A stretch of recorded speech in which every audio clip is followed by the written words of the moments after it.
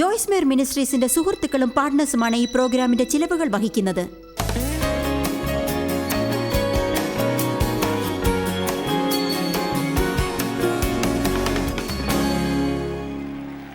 ചിട്ട എന്നത് ആഗ്രഹങ്ങളെ താമസിപ്പിക്കാനുള്ള കഴിവാണ്.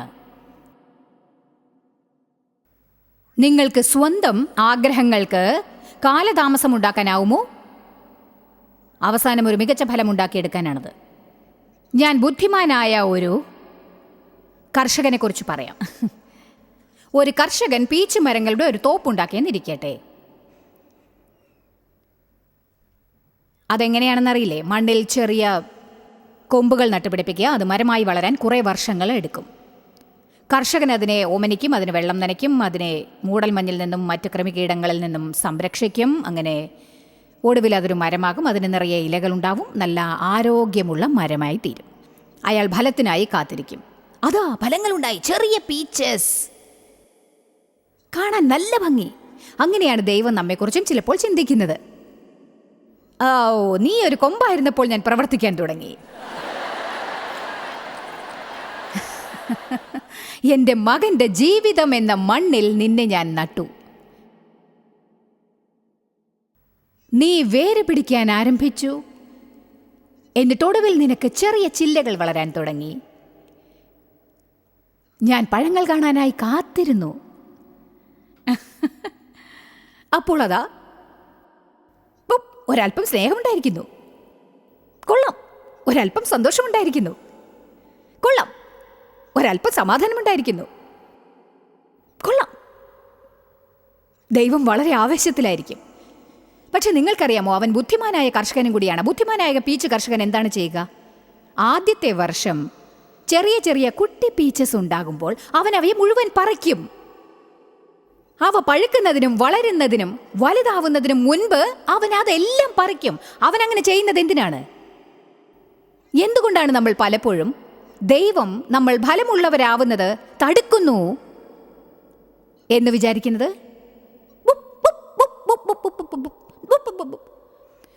നമുക്കൊരു ശുശ്രൂഷയുണ്ടാവണം, നമുക്ക് അഭിവൃദ്ധിയുണ്ടാവണം.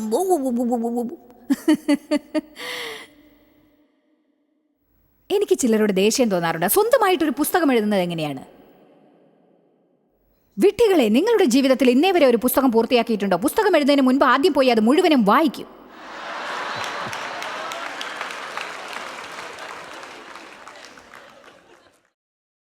ഞാൻ എങ്ങനെ ഒരു ശുശ്രൂഷ തുടങ്ങും? തുടങ്ങാതിരിക്കുന്നതാണ് നല്ലതെന്ന് കരുതുക. കാരണം അതാണല്ലോ നിങ്ങളുടെ പ്രശ്നം. നിങ്ങൾ ഒന്ന് തുടങ്ങും, തുടങ്ങിയത് അവസാനിപ്പിക്കാത്തവരുമായി ദൈവത്തിന് യാതൊരു ബന്ധവും ഉണ്ടാവുകയുമില്ല. എന്തുകൊണ്ടാണ് കർഷകൻ ആ ചെറിയ പീച്ചസിനെ പറിച്ചത്? അവ നന്നായിരിക്കുന്നു, മനോഹരം. കുട്ടി ക്രിസ്ത്യാനികൾ കാണാൻ നന്നായിരിക്കും. പക്ഷേ കാലക്രമേണ അവരെ കൊണ്ട് ഒന്നിനും പറ്റുകയുമില്ല. ഹലോ, ബേബി ക്രിസ്ത്യാനികൾ ഇങ്ങനെ പറയുന്നവരാണെന്ന് അറിയാമോ? ദൈവമേ, എനിക്കൊരു വാക്ക് വേണം. എനിക്ക് ദൈവത്തിൽ നിന്ന് ഏറ്റവും മനോഹരമായിട്ട് ചിലത് കിട്ടാറുണ്ട്. ഞാൻ ദേവിനോട് പറയും, നോക്ക് ദേവ്. പക്ഷേ ദേവിനെ പ്രീതിപ്പെടുത്തുന്ന എളുപ്പമല്ല. ഞാൻ അദ്ദേഹത്തോട് പറയും, ഞാൻ ദൈവത്തോട് ചോദിച്ചു, ഒരു ഉത്തരം തരണമേ എന്ന് ഞാൻ ചോദിച്ചു. എന്നിട്ട് എനിക്ക് എന്താണ് തന്നതെന്ന് നോക്ക്. ഇത് വളരെ അത്ഭുതകരമല്ലേ? കൊള്ളാം, മനോഹരം. പക്ഷേ അത് കുറെ കാലത്തേക്കുണ്ടാവില്ല. കാരണം അത് ആവേശത്തിന്റെ പുറത്തുണ്ടായതായിരുന്നു. പിന്നീട് ഞാനത് വീണ്ടും ചെയ്യും. എനിക്ക് മറ്റൊരു വാക്ക് കിട്ടും. ഹേ നികൃഷ്ട പാപിയെ, നിനക്കെന്ത് ഭവിക്കും? ഓ ഓ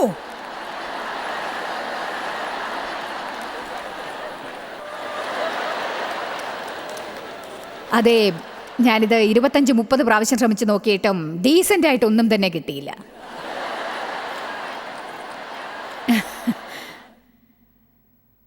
അങ്ങനെ ഒരു വാക്കിനായി പ്രതീക്ഷിച്ച് 40 കൊല്ലം ദൈവത്തോടൊത്ത് നടന്നാലും എന്ത് കിട്ടുമെന്ന് നോക്കൂ. എന്തുകൊണ്ടാണെന്നോ? കാരണം തൻ്റെ ആത്മാവിനാൽ നിങ്ങളെ നയിക്കാൻ അവൻ ആഗ്രഹിക്കുന്നു. പുറമേയുള്ള അടയാളങ്ങളാലും സ്ഥിരീകരണത്താലും അരുൾ വാക്കുകൊണ്ടും മറ്റു പലതരം സാഹചര്യങ്ങൾ കൊണ്ടുമല്ല ദൈവം നമ്മോട് സംസാരിക്കാനും കൂടെ ഉണ്ടെന്നും തെളിയിക്കാൻ പോകുന്നത്. ദൈവമുണ്ടോ ഇല്ലയോ എന്നറിയാൻ ഞാൻ ആഗ്രഹിക്കുന്നില്ല. അവൻ ഇവിടെ ഉണ്ട്, നിന്നെ ഞാൻ കൈവിടുകയില്ല, ഉപേക്ഷിക്കുമില്ലെന്ന് അവൻ പറഞ്ഞിട്ടുണ്ട്. എനിക്ക് അഭിഷേകം തോന്നേണ്ട കാര്യമില്ല. ഞാൻ അഭിഷേകിക്കപ്പെട്ടത് എനിക്കറിയാം. എനിക്ക് ദാനം ചെയ്യാൻ തോന്നണമെന്നില്ല, എനിക്ക് സ്നേഹിക്കണമെന്ന് തോന്നേണ്ടതില്ല, നേരായത് ചെയ്യണമെന്ന് തോന്നേണ്ടതില്ല. കാരണം ഞാൻ വേരൂന്നി നിൽക്കുന്നുണ്ട്. ഞാൻ എങ്ങോട്ട് പോകുന്നെന്ന് എനിക്കറിയാം. എനിക്ക് എവിടെ എത്താനാവുമെന്നും അറിയാം. കാരണം ദൈവം ഒരിക്കലും എന്നെ കൈവിടുകയില്ല. ആ സാമ്രാജ്യത്തിൽ നമ്മൾ വസിക്കും തോറും നമ്മൾ ഇവിടെ എത്തിയിട്ടുണ്ടോ? ദൈവമേ, ഇന്നെനിക്ക് മുന്നേറ്റം ഉണ്ടായിട്ടില്ലെങ്കിൽ രക്ഷിക്കപ്പെട്ട് ജീവിക്കാനാകുമോ എന്നെനിക്ക് അറിയില്ല. ദിവസവും രാവിലെ ദൈവത്തിന് നമ്മൾ അന്നേ ദിവസം ആവശ്യമുള്ള 20 കാര്യങ്ങൾ അവതരിപ്പിക്കും, എന്നാലേ നന്നായി പെരുമാറുകയുള്ളൂ എന്ന തോതിൽ. നമുക്കൊരു പരിവർത്തനമുണ്ടായേ തീരൂ. നമ്മൾ ദിവസവും രാവിലെ ദൈവത്തോട് ചെന്ന് പറയണം, ദൈവമേ, എന്നെ സന്തോഷിപ്പിക്കാൻ അങ്ങ് ഒന്നും ചെയ്യേണ്ടതില്ല. അങ്ങേ അറിഞ്ഞതിൽ ഞാൻ സന്തോഷിക്കുന്നുണ്ട്. അങ്ങേ അറിയുന്നതിൽ ഞാൻ കൃതാർത്ഥനാണ്. എനിക്ക് തോന്നുന്നു സമയം വരുമ്പോൾ അത് ശരിയാണെങ്കിൽ അങ്ങ് എനിക്ക് ചെയ്തു തരും. സമയം വരുമ്പോൾ അത് ശരിയാണെങ്കിൽ അങ്ങ് എനിക്ക് ചെയ്തു തരും. അതിനുള്ളിൽ ചെയ്യാൻ അങ്ങ് എന്താണ് വെച്ചിരിക്കുന്നത്?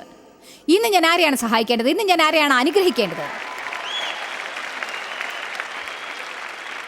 നിങ്ങൾക്കറിയാമോ, നമ്മൾ വളരെ സ്വാർത്ഥരും സ്വകേന്ദ്രീകൃതരുമാണ്. ദൈവവുമായുള്ള നമ്മുടെ ബന്ധത്തിലും ചിലപ്പോൾ നമുക്ക് ആവശ്യമുള്ളത് കിട്ടാൻ വേണ്ടി ദൈവത്തെ ഉപയോഗിക്കുന്നു. എന്നിട്ട് നമുക്ക് ആവശ്യമുള്ളത് കിട്ടാതാവുമ്പോൾ നമ്മുടെ മനോഭാവം മോശമാവുന്നു. ക്ഷമ എന്നത് കാത്തിരിക്കാനുള്ള കഴിവല്ല. നിങ്ങൾ ഇഷ്ടപ്പെട്ടാലും ഇല്ലെങ്കിലും കാത്തിരിക്കേണ്ടി വരും. പക്ഷേ കാത്തിരിക്കുമ്പോഴുള്ള നിങ്ങളുടെ പെരുമാറ്റമാണ് ക്ഷമ. ക്ഷമ എന്നത് ആത്മാവിൻ്റെ ഫലമാണ്. അത് പരീക്ഷകളുടെ കീഴിലാണ് വളരുക. മറ്റൊരു സ്ഥലത്തും അതിന് വളരാനാവില്ല. ക്ഷമ നല്ല സമയങ്ങളിൽ വളരില്ല. ഞാൻ ക്ഷമയെക്കുറിച്ചൊരു സീരീസ് ചെയ്തിരുന്നു, ഇപ്പോഴുമുണ്ട്. പക്ഷേ അവയെ ഞാനിപ്പോൾ മറ്റ് തലക്കെട്ടുകളിൽ ഒളിപ്പിക്കുന്നു.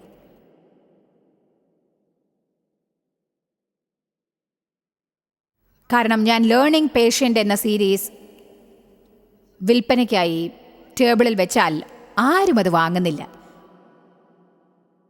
എന്തുകൊണ്ടാണെന്നറിയാമോ? കാരണം നമ്മൾ ദൈവത്തോട് നമ്മിൽ ക്ഷമ വളർത്താൻ ആവശ്യപ്പെടുമ്പോൾ നമ്മൾ നേരിടാൻ പോകുന്നത് പ്രശ്നങ്ങളാണ്. അതിനെ മറികടക്കാൻ പറ്റുന്ന എല്ലാ കാര്യങ്ങളും നാം ചെയ്യും. നമുക്കതിന് ഭാഗമാകാൻ ഇഷ്ടമല്ല. എന്നിട്ടും ക്ഷമ എന്താണെന്ന് ഗ്രീക്കിൽ വായിച്ചാൽ നമുക്ക് മറ്റൊന്നും അതിൽ നിന്ന് കിട്ടില്ല. ഒന്ന് മാത്രം, പലതിലൂടെയും കടന്ന് പോവുക. അങ്ങനെ കടന്നു പോകുമ്പോൾ മാറാതിരിക്കാൻ നിങ്ങൾ പഠിക്കുക. എല്ലാം ലഭ്യമായിരിക്കെ എന്ത് മനോഭാവമായിരിക്കുമോ അതുണ്ടായിരിക്കണം.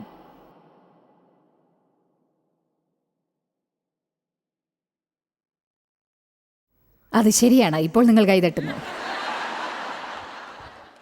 പിന്നീട് നിങ്ങൾ എനിക്ക് എഴുതും, 12 മാസങ്ങൾക്ക് ശേഷം ജോയ്സ്, ഞാൻ ഇപ്പോഴും വീട്ടിലിരുന്ന് കൈകൾ തട്ടുന്നു. അപ്പോഴാണ് ഞാൻ കൈതട്ടാൻ ആഗ്രഹിക്കുന്നത്. നന്ദി. അടുത്ത ആഴ്ച എല്ലാം ഉപേക്ഷിച്ച് മതിയാക്കാമെന്ന് തോന്നുമ്പോൾ ഇത് ഓർക്കുക. നിങ്ങൾ തറയിൽ നിന്നുകൊണ്ട് പറയണം, ഹേയ് സിസ്റ്റർ ജോയ്സ്, ഞാൻ ഇപ്പോഴും കൈതട്ടുന്നു. നിങ്ങൾക്കറിയാമോ, വേഗതയും അക്ഷമയുമുള്ള ജനങ്ങൾ എപ്പോഴും അവസാനം നഷ്ടപ്പെടുത്തുന്നു. ഈയിടെ ഞാൻ കേട്ട ഒരു കാര്യം വളരെ നല്ലതാണെന്ന് എനിക്ക് തോന്നി. ഞാൻ ഈ പുസ്തകം വായിക്കുകയായിരുന്നു. അത് അച്ചടക്കത്തെ പറ്റിയായിരുന്നു. അതിൻ്റെ ലേഖകൻ്റെ പേരെന്തായിരുന്നു എന്ന് എനിക്ക് ഓർമ്മയില്ല. അയാൾ പറഞ്ഞു, നമുക്ക് ആനന്ദത്തിൻ്റെതായ പദ്ധതികൾ ഉണ്ടാക്കാനുള്ള പദ്ധതി മാത്രം പോരാ, വേദനയുടെയും പദ്ധതി ഉണ്ടാവണം.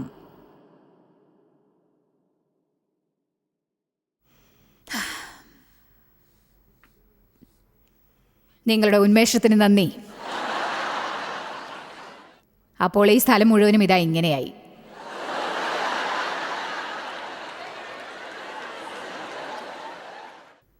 എന്താ ജോയ്സ്, ഞാൻ എൻ്റെ വേദനയ്ക്ക് പദ്ധതി ഉണ്ടാക്കാനോ? എനിക്കിപ്പോഴേ ജീവിതത്തിൽ വേണ്ടത്ര വേദനകളുണ്ട്. അതൊരു പക്ഷേ തുടക്കത്തിൽ തന്നെ നിങ്ങൾ വേദന ശരിയായി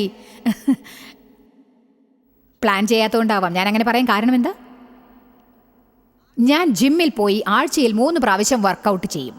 ഞാൻ അവിടെ കഷ്ടപ്പെടുമ്പോൾ ഞാൻ പറയും, ഇതിനായി ഞാൻ വില കൊടുക്കുന്നെന്ന് വിശ്വസിക്കാനാവുന്നില്ല. ഞാൻ ആ വേദന പ്ലാൻ ചെയ്യുന്നു. എന്നാലേ ഇപ്പോഴും എൻ്റെ മകളുടെ ഡ്രസ്സുകൾ എനിക്കിടാൻ സാധിക്കൂ. ഹല്ലേലൂയ.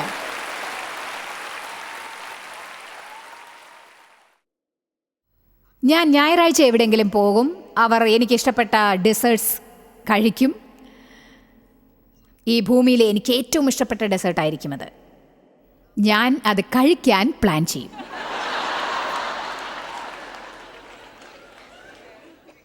ഞാനത് പ്ലേറ്റിലിടുന്നത് കാണും. അതിൻ്റെ മുകളിൽ ഒരു അല്പം ഐസ്ക്രീം. അതൊരു മഹാസംഭവമാണ്. എവിടെയെങ്കിലും ഇരുന്ന് അത് തിന്നും. പക്ഷേ നിങ്ങൾക്കറിയാമോ, ആദ്യം ഞാൻ എന്ത് ചെയ്യും? എൻ്റെ വേദന പ്ലാൻ ചെയ്യും. ഞാൻ ഇന്ന് ലഞ്ചിന് ബ്രെഡ് തിന്നില്ല. ഇന്ന് ലഞ്ചിന് ഞാൻ പാസ്ത തിന്നും.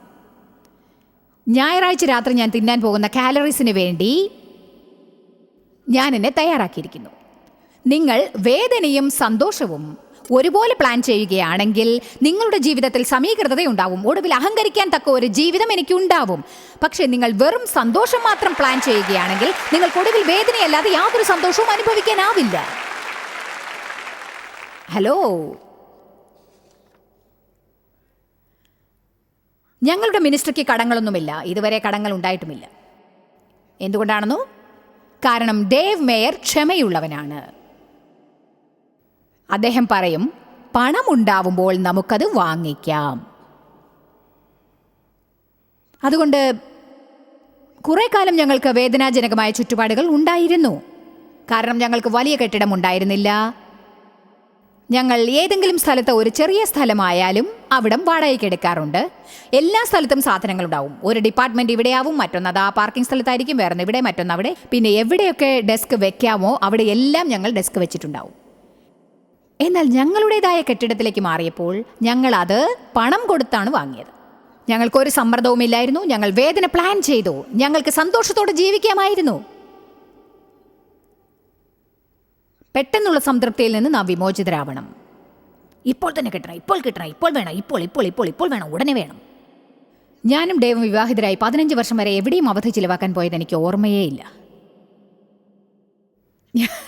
ഹണിമൂണിന് പോലും പോയില്ല. ഞങ്ങളുടെ ഹണിമൂൺ എന്തായിരുന്നെന്നറിയാമോ? ഡേവ് കർട്ടൻസ് തൂക്കിയിടുമ്പോൾ ഞാൻ അദ്ദേഹത്തെ ചൊടിപ്പിക്കും.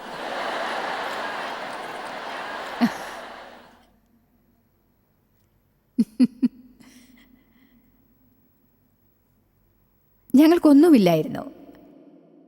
അദ്ദേഹം ബോസിൻ്റെ അടുത്ത് നിന്ന് $500 കടം വാങ്ങി. ഭാവിയിൽ $3000 വില വരുന്ന ഫേർണിച്ചർ വാങ്ങാൻ വേണ്ടിയുള്ള റെഡി ക്യാഷ് കൊടുക്കാനായിരുന്നു ആ തുക വാങ്ങിയത്.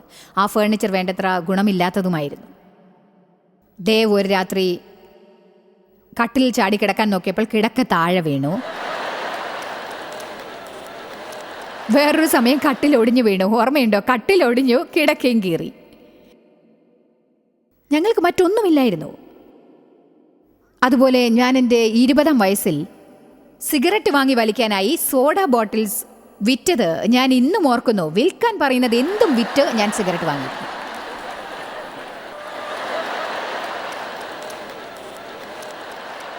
പക്ഷെ ഞാൻ ഒരു കാര്യം പറയട്ടെ, ഞാൻ ആ വർഷങ്ങൾ മറ്റൊന്നിനും കൈമാറാൻ തയ്യാറല്ല. അതുപോലെയുള്ള വർഷങ്ങൾ എനിക്കില്ലാതെ പോയിരുന്നെങ്കിൽ എനിക്ക് വളരാനേ സാധിക്കുമായിരുന്നില്ല. നമുക്കെല്ലാം സിൽവർ പ്ലേറ്റ്സിൽ നൽകപ്പെട്ടാൽ എല്ലാം ഞൊടിയിടയിൽ ലഭ്യമാവുകയാണെങ്കിൽ ഒന്നിനും വേണ്ടി പ്രയത്നിക്കേണ്ട ആവശ്യമുണ്ടാവില്ല, ഒന്നിനും വേണ്ടി കാത്തിരിക്കേണ്ടി വരില്ല, ഒന്നിലൂടെയും കടക്കേണ്ടതായി വരികയുമില്ല. നിങ്ങൾ സ്വർഗത്തിൽ പോകുമായിരിക്കും, പക്ഷേ ഇവിടെ ജീവിക്കുമ്പോൾ ഫലം ഉൽപ്പാദിപ്പിക്കുന്ന ക്രിസ്ത്യാനിയാവാൻ ഒരിക്കലും സാധിക്കില്ല. നിങ്ങൾ കൈതട്ടിയാലും ഇല്ലെങ്കിലും ഇത് സത്യമാണ് കേട്ടോ.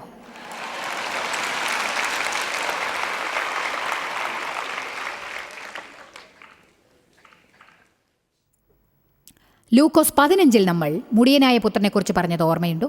അവനെ മറക്കാനാവില്ല. ഒരു ചെറുപ്പക്കാരൻ, അവനൊരു ജ്യേഷ്ഠനുമുണ്ടായിരുന്നു, ധനികനായ ഒരു പിതാവ്. ഇളയ മകന് തൻ്റെ ഓഹരി മുൻകൂട്ടി വേണമെന്ന് തോന്നി. ഉടനെ വേണം, കാത്തിരിക്കാനാവില്ലെന്ന് തോന്നി. അവൻ പറഞ്ഞു, അപ്പ, സ്വത്തിൽ എനിക്ക് ചേരേണ്ട ഓഹരി ഇപ്പോൾ തന്നെ ഭാഗിച്ചു തരണം. വേദപുസ്തകം പറയുന്നു അവൻ പണം വാങ്ങി പുറപ്പെട്ടു പോയെന്ന്. വിശദീകരിച്ച വേദപുസ്തകം പറയുന്നു അവൻ പണം പാഴാക്കി ദുർനടപടികളിൽ ജീവിച്ചു എന്ന്. ചുരുക്കം പറഞ്ഞാൽ അവൻ്റെ ആഗ്രഹം ഇതായിരുന്നു, ഞാൻ ഇവിടെ നിന്ന് പോയി തന്നിഷ്ടം പോലെ ജീവിക്കും. നിങ്ങൾക്കൊരു കാര്യം അറിയാമോ? 18 വയസ്സുകാരൻ എന്ത് ചെയ്യണമെന്ന് മനസ്സിൽ ഉറപ്പിക്കുന്നു, ഞാൻ ഇവിടെ നിന്ന് പോയി സ്വന്തമായി ജീവിതം നയിക്കും. പിതാവ് അവനെ പോകാൻ അനുവദിച്ചു എന്നതാണ് രസകരമായത്. അദ്ദേഹം അവനോട് തർക്കിച്ചില്ല, അവൻ്റെ മനസ്സ് മാറ്റാൻ ശ്രമിച്ചില്ല. അദ്ദേഹം അവനെ വിട്ടയച്ചു. കാരണം ചിലപ്പോൾ കഠിനമായ വഴികളിലൂടെ പലതും പഠിക്കാനാവൂ. അവൻ പുറത്തുപോയി തനിക്കുള്ളതെല്ലാം ധൂർത്തടിച്ച് തോന്നിയതുപോലെ ജീവിച്ചു. ഒടുവിൽ പന്നികളെ മേയ്ക്കാൻ ഒരിടത്ത് ചെന്നു. അവയ്ക്ക് കൊടുക്കുന്ന തീറ്റ തിന്നേണ്ടി വന്നു. നമ്മുടെ ഇഷ്ടം പോലെ കാര്യങ്ങൾ പ്രവർത്തിക്കാമെങ്കിലും ഒടുവിൽ പന്നിക്കൂട്ടിൽ ചെന്നെത്തേണ്ടി വരും. ഹലോ. ഒടുവിൽ അവൻ ഉണർന്നു. വേദപുസ്തകം പറയുന്നു അവന് ബോധം വന്നു. എന്നിട്ട് പറഞ്ഞു, ഇനി എന്ത് ചെയ്യണമെന്ന് എനിക്കറിയാം, ഞാൻ അപ്പൻ്റെ അടുത്തേക്ക് തിരിച്ചു പോകും. അപ്പൻ അവനെ 2 കൈകളും നീട്ടി സ്വീകരിച്ചു, അനുഗ്രഹിച്ചു, സദ്യയുണ്ടാക്കി, വസ്ത്രം ധരിപ്പിച്ചു, ചെരിപ്പിടിച്ചു. കാരണം അവൻ വൃത്തിഹീനനായിരുന്നെന്ന് ഉറപ്പാണ്. ഇവിടെ നമ്മൾ കൂടുതലായി ചിന്തിക്കാത്ത ഒരു കാര്യമുണ്ടായിരുന്നു. ഞാനിത് നിങ്ങളെ ഓർമ്മിപ്പിക്കാം. അപ്പൻ അവനെ തിരിച്ച് സ്വീകരിച്ചു, അവനെ സ്നേഹിച്ചു, അവനോട് കരുണ കാണിച്ചു. പക്ഷേ അവൻ സമ്പാദ്യം മുഴുവൻ ചിലവാക്കി.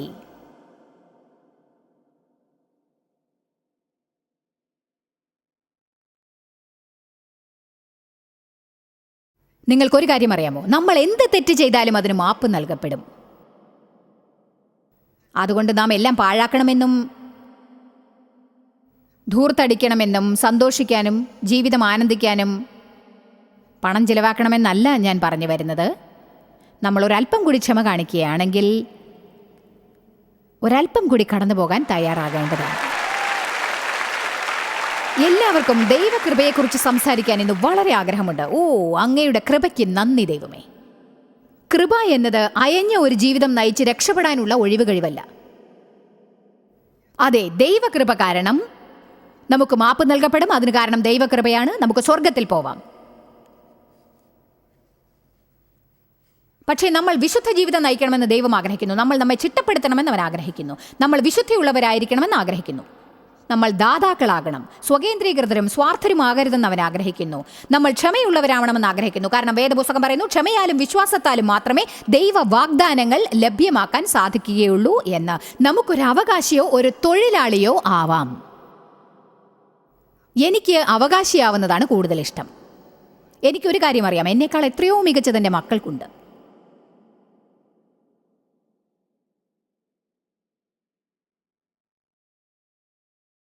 അവകാശികളാകുന്നത് മനോഹരമാണ്.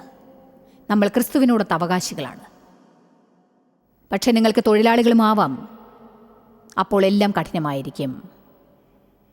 നമ്മൾ ജഡത്തിലാണോ ആത്മാവിലാണോ പ്രവർത്തിക്കുന്നതെന്ന് എങ്ങനെ മനസ്സിലാക്കാമെന്ന് ഇപ്പോൾ പറയാം. അത് നമ്മുടെ പ്ലാനാണോ ദൈവത്തിൻ്റെ പ്ലാനാണോ എന്ന്. ആദ്യം ഞാനിത് പറഞ്ഞു തീർക്കട്ടെ, കാരണം ഇതെൻ്റെ സന്ദേശത്തിൻ്റെ ഒരു പ്രധാന ഭാഗമാണല്ലോ.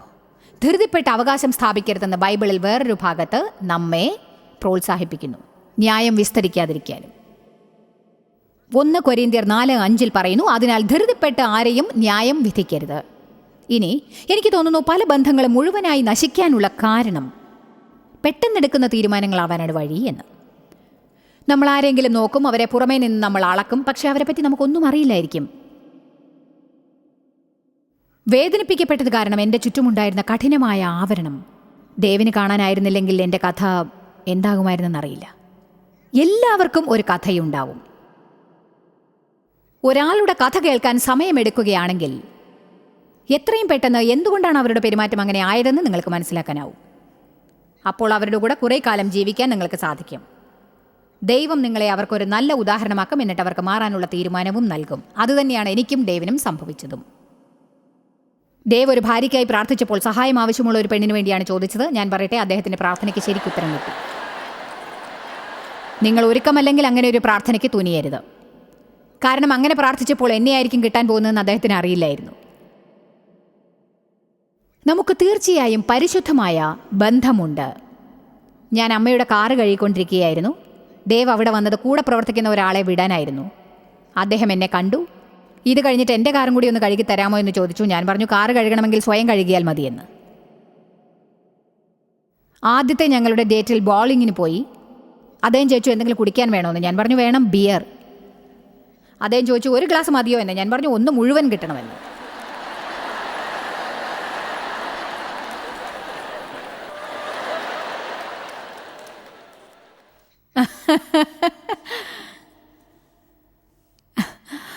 അഞ്ചാമത്തെ ഡേറ്റിങ്ങിന് എന്ന് ചോദിച്ചു, എന്നെ വിവാഹം കഴിക്കാമോ എന്ന്. 5ാമത്തെ ഡേറ്റിംഗ് വരെ അദ്ദേഹത്തിന് കാത്തിരിക്കാനാവൂ, കാരണം എന്നെ പേടിപ്പിക്കാൻ ഇഷ്ടമല്ലെന്ന്. അദ്ദേഹം പറഞ്ഞു, നിന്നെ കണ്ട രാത്രി തന്നെ എനിക്ക് മനസ്സിലായി നീയാണ് ഞാൻ വിവാഹം കഴിക്കാൻ പോകുന്ന പെണ്ണെന്ന്. ഒന്നുകിൽ അദ്ദേഹത്തിന് ഭ്രാന്തായിരിക്കും, ഇല്ലെങ്കിൽ ദൈവ നടത്തിപ്പായിരിക്കും, ഏതെങ്കിലും ഒന്ന്.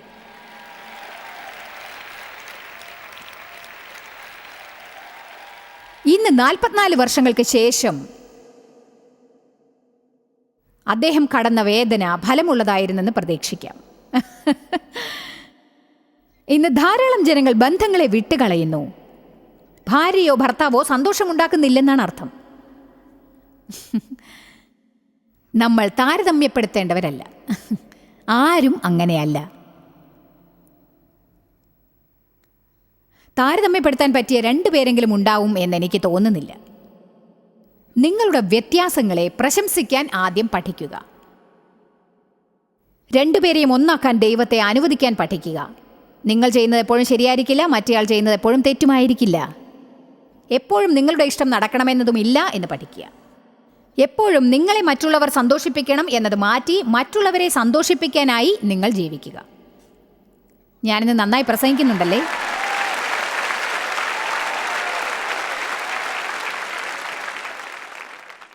നമ്മൾ നടുവിൽ വെച്ച് വിട്ടുകളയും. ഇന്ന് നിങ്ങൾ എന്നെ സന്തോഷിപ്പിക്കണമെന്ന് കരുതി ഒരിക്കലും ഒരു ബന്ധത്തിൽ ഏർപ്പെടാൻ പാടില്ല. ഞാൻ ദിവസവും നിന്നെ സന്തോഷിപ്പിക്കാനായി ജീവിക്കുമെന്ന ചിന്തയോടെ ഒരു ബന്ധം തുടങ്ങണം. അങ്ങനെ ചെയ്യുമ്പോൾ എന്താണ് ഉണ്ടാവുക എന്നറിയാമോ? നിങ്ങൾക്ക് കൂടുതൽ സന്തോഷമുണ്ടാവും. എന്ത് ചെയ്യണമെന്ന് നിങ്ങൾക്ക് മനസ്സിലാവില്ല. എന്തുകൊണ്ടാണെന്നോ? കാരണം നിങ്ങളുടെ മനസ്സിൽ നിങ്ങളുടെ ചിന്തയുണ്ടാവില്ല. സന്തോഷവും സ്വകേന്ദ്രീകൃതയും ഉണ്ടാവില്ല. അത് ഫലിക്കില്ല. നമ്മളവിടെ എത്തിയോ, നമ്മളവിടെ എത്തിയോ, നമ്മളവിടെ എത്തിയോ, എൻ്റെ കാര്യമോ, എൻ്റെ കാര്യമോ, എൻ്റെ കാര്യമോ.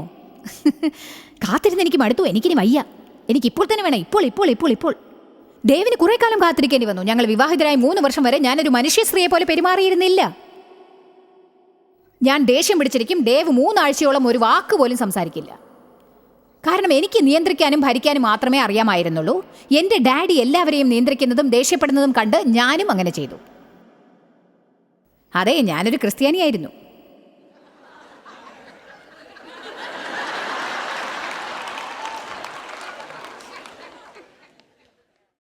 പക്ഷേ എനിക്ക് ജഡീകതയുണ്ടായിരുന്നു. ഞാൻ ജഡീകതയിൽ നടന്നു.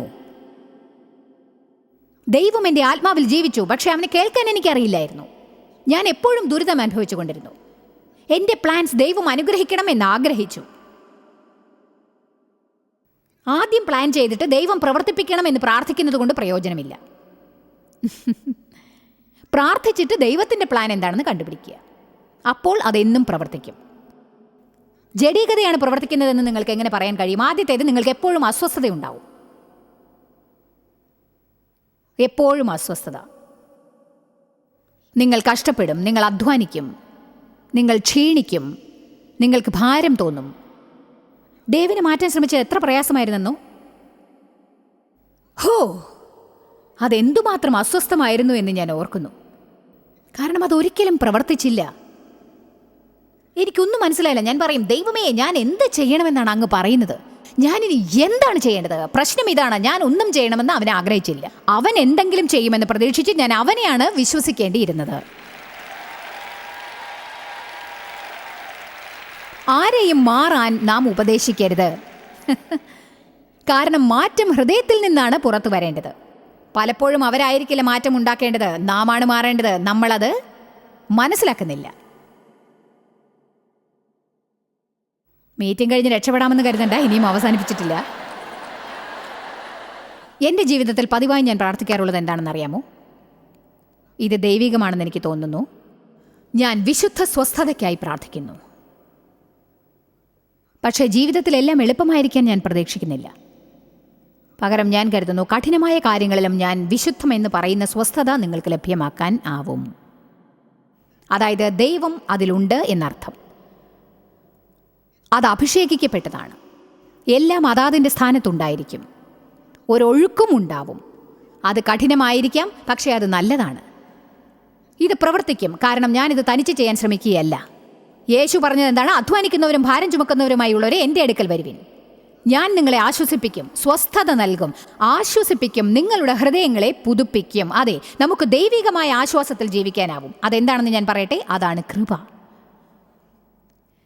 കൃപ, ദൈവത്തിൻ്റെ ശക്തി സൗജന്യമായി നമ്മിലേക്ക് ഒഴുകി നമ്മൾ എന്ത് തന്നെ ശ്രമിച്ചാലും നമ്മെക്കൊണ്ട് ചെയ്യാനാവാത്തത് എളുപ്പത്തിൽ ചെയ്യാനുള്ള കഴിവാണ് കൃപ. കൃപ എന്നത് അഴിഞ്ഞ ജീവിതം ജീവിച്ചിട്ട് അതിൽ നിന്ന് രക്ഷപ്പെടാനുള്ള കഴിവല്ല. കൃപ എന്നത് പാപം ചെയ്യാതിരിക്കാനുള്ള കഴിവാണ്. നിങ്ങളോട് തന്നെ ഇല്ലെന്ന് പറയാനുള്ള ശക്തിയാണത്. ഇപ്പോൾ തന്നെ വേണമെന്നത് താമസിപ്പിക്കാനുള്ള ശക്തിയാണ് കൃപ. നിങ്ങളുടെ വേദനയെ പ്ലാൻ ചെയ്യാനുള്ള ശക്തിയാണ് കൃപ. അപ്പോൾ നിങ്ങൾക്ക് ആവശ്യമായ സന്തോഷം നിങ്ങൾക്ക് കിട്ടുമെന്ന് നിങ്ങൾക്ക് അറിയാൻ സാധിക്കും. നല്ല മനോഭാവത്തോടെ കാത്തിരിക്കാനുള്ള ശക്തിയാണ് കൃപ. കൃപ എന്നത് നേരായ കാര്യങ്ങൾ കുറെ കാലം ചെയ്യാനുള്ള ശക്തിയാണ്. നിങ്ങൾ നല്ല ഫലം ഉണ്ടാവണമെന്ന് ആഗ്രഹിച്ചാൽ പോലും നല്ല ഫലം കിട്ടിയെന്ന് വരില്ല. ദൈവം അനുഗ്രഹിക്കുന്നതാണ് കൃപ എന്നത്. വിവാഹ ബന്ധത്തിൽ ചേർന്നിരിക്കാൻ നിങ്ങൾക്ക് കഠിനമായിരിക്കുമ്പോൾ ലഭിക്കുന്നതാണ് കൃപ. കുഞ്ഞുങ്ങളെ നിയന്ത്രിക്കാനാവാതിരിക്കുമ്പോൾ ലഭിക്കുന്നതായിരിക്കും കൃപ. കൃപ എന്നത് കുഞ്ഞുങ്ങളെ നിയന്ത്രിക്കാനാവാതിരിക്കുമ്പോൾ ലഭിക്കുന്നതായിരിക്കും.